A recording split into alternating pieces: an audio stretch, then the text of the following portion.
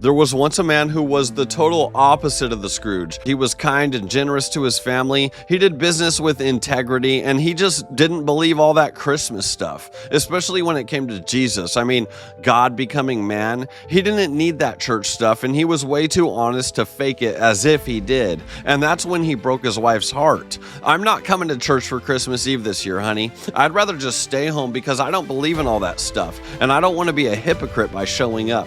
So he stayed at home, and while they were gone, a heavy snowstorm rolled in. He was sitting by the fire reading his newspaper when he heard a thud, and then another, and another.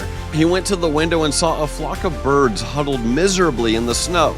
They had been caught in the storm, and they were trying to fly through his big landscape window seeking shelter. He couldn't just leave them there to freeze, and so he rushed to his barn and he opened the doors wide, and then he turned on the lights to show the birds the way in. He said, "Hey, come on, come in." But the birds wouldn't come. He even went back and laid a trail of breadcrumbs to lead the birds in the barn, but they didn't follow. He tried shooing them in, but they scattered in every direction, terrified of him. And that's when something clicked in his mind. He finally understood. Suddenly, the church bells rang, and he fell to his knees in the snow, and he realized one of the reasons why God chose to become man.